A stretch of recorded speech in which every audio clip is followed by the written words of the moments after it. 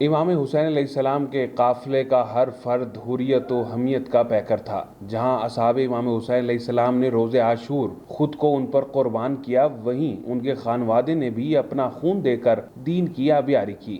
عاشور کے دن طبل جنگ بجا تو بچوں نے بھی جنگ لڑنے کا ارادہ ظاہر کیا۔ ان میں امام حسن مجتبیٰ علیہ السلام کے فرزند حضرت قاسم علیہ السلام بھی شامل تھے۔ شہزادہ قاسم کی عمر صرف 13 برس تھی، لیکن ان کا دل شوق شہادت سے لبریز تھا۔ آپ کی پوری کوشش تھی کہ کسی طرح امام حسین علیہ السلام سے اذن جہاد ملے۔ فلسفہ شہادت امام حسین علیہ السلام کیا ہے اور کیا درس دیا جا رہا ہے تمام مجالس میں؟ عشاء محرم الحرام کی مجالس نہ صرف لاہور بلکہ تمام ملک پاکستان اور دنیا بھر میں اس وقت جاری ہے۔ بسم اللہ الرحمن الرحیم۔ شہادت امام حسین علیہ السلام حق کا پیغام ہے۔ آپ نے اپنی شہادت کے ذریعے سے دین کو جلا بخشی ہے، حیات عطا کی ہے، احیاء اسلام ہوا ہے آپ کی اس قربانی سے۔ تو آپ نے درس یہ دیا ہے کہ جب دین پر کوئی بات آ جائے تو پھر انسان اپنی جان، اپنے اہل و عیال کی جان، اپنے دوستوں کی جان دینے سے دریغ نہ کرے، پیچھے نہ ہٹے۔ اس لیے کہ جب آپ دین پر جان دیتے ہیں تو حیات ابدی کو پا لیتے ہیں۔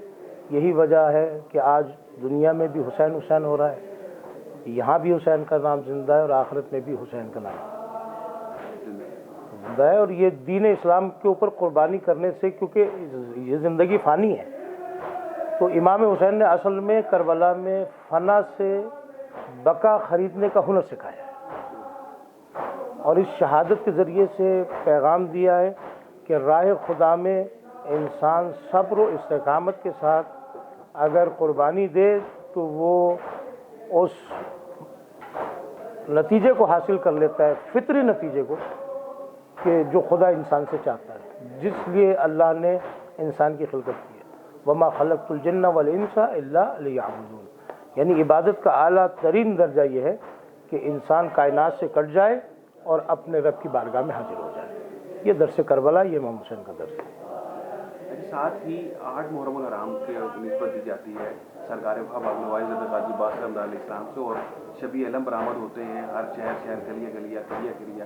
اس حوالے سے ایک تو شجاعت مولا عباس علمدار اور ان کی فضیلت کے حوالے سے تھوڑا سا دیکھیے، اللہ تعالیٰ نے اس کائنات پر جو سب سے بڑا فضل اور احسان کیا، وہ اپنے صالح بندوں کو جگہ عطا فرمائی۔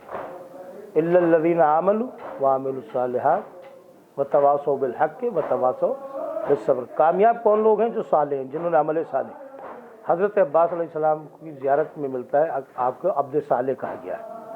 آپ مطیع مولا اور مطیع رسول اللہ اور مطیع امیر المومنین، مطیع خدا، یعنی فرما برداری خدا، فرما برداری رسول، فرما برداری امام اور عمل صالح، یہ حضرت عباس کی زندگی کا نچوڑ ہے۔ یا ایھا الذین آمنوا اطیعوا اللہ واطیعوا الرسول واولی الامر منکم، جو اتنی بھی اطاعت اللہ نے قرآن میں مانگی ہے اس کے اوپر 100% اترنے والی شخصیت کو عباس کہا جاتا ہے۔ اور یہی وجہ ہے کہ آپ عصمت مآب لوگوں میں قمر بنی ہاشم کہلائے۔ اور آپ نے کیونکہ نیابت کی ہے کربلا میں حضرت علی علیہ السلام کی، اس نیابت کی وجہ سے، کیونکہ اسلام کی جتنی بھی جنگیں ہوئی ہیں، ان جنگوں میں اگر آپ دیکھیں گے تو حضرت علی علیہ السلام کو علم عطا ہوا ہے، اور جتنی بھی جنگیں ان سب میں علم بردار کون ہے؟ حضرت علی علیہ السلام۔ اب حضرت علی علیہ السلام کی نیابت کربلا میں کون کر رہے ہیں؟ حضرت عباس۔ تو حضرت عباس علیہ السلام بطور بحیثیت نائب علی بھی ہیں کربلا میں اور علم بردار کربلا بھی ہیں۔ اور امام حسین نے اسی لیے کہا تھا، عباس جب اجازت مانگنے آئی تھی کہ تم میری فوج کے علم بردار ہو، اور یہ علم جب یزید نے دیکھا تھا تو اس کے اوپر جگہ جگہ تیر کے نشان تھے، تو اس نے کہا تھا یہ کس شجاع کا علم ہے؟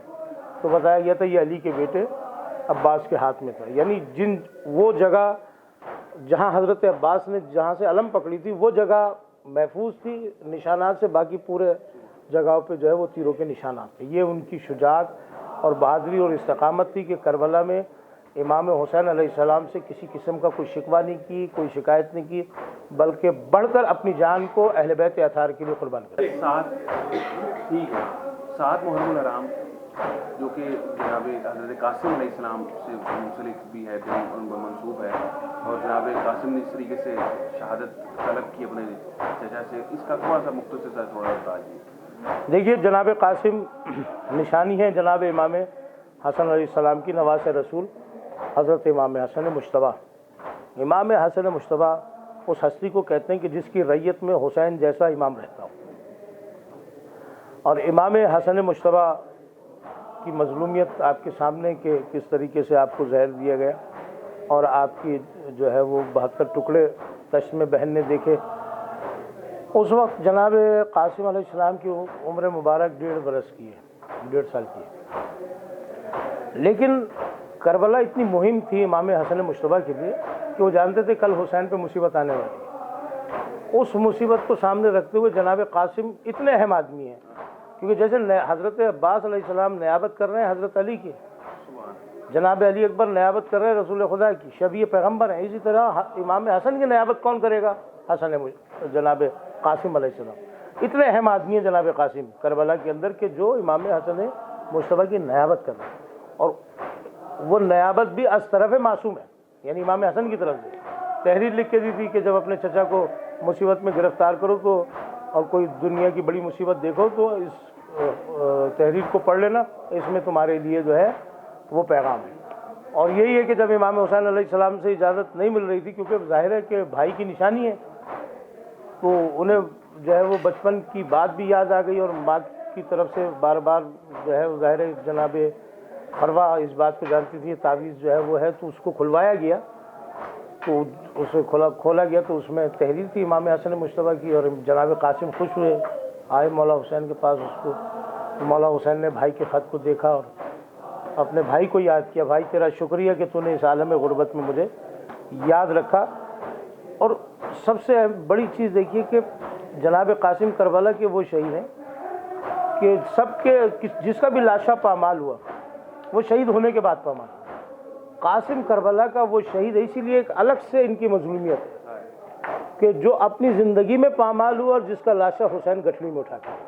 عاشور کے دن امام حسین علیہ السلام اس بات پر راضی نہ تھے کہ شہید بھائی کی نشانی ان سے جدا ہو جائے، اسی لیے وہ جناب قاسم علیہ السلام کو جنگ کرنے کی اجازت نہیں دے رہے تھے۔ اس پر بھتیجے نے چچا کو وصیت دکھائی جس میں امام حسن نے حضرت قاسم کو عاشور کے دن اپنے چچا پر قربان ہو جانے کی تاکید کی تھی۔ وصیت پڑھ کر امام حسین علیہ السلام نے شہزادہ قاسم کے گلے میں باہیں ڈال دیں، دونوں نے بہت گریہ کیا۔ سید الشہداء قاسم کو خیمے میں لے گئے، حضرت عباس، اون اور جناب ام فروا کو اپنے قریب بلایا اور زینب کبریٰ سلام اللہ علیہ سے فرمایا، بہن میرے اسلاف کے تبرکات کا صندوق لاؤ۔ امام نے امام حسن کی قبا کو قاسم کو زیب تن کیا، امام مجتبیٰ کا عمامہ سر پر باندھا۔ اہل بیت اس منظر کو دیکھ کر رونے لگے۔ امام نے شہزادہ قاسم کے گریباں کو چاک کیا اور امامے کے دونوں سروں کو ان کے چہرے پر ڈال دیا۔ کم سنی کے بھائی جناب قاسم کے جسم پر زیرانہ تھی اور ان کے پاؤں گھوڑے کی رکاب میں بھی نہیں پہنچ رہے تھے۔ آپ نے میدان میں پہنچتے ہی بڑی شان سے جنگ کا آغاز کیا، اپنے دادا سے ورثے میں ملنے والی شجاعت کے جوہر دکھائے اور 35 افراد کو قتل کیا۔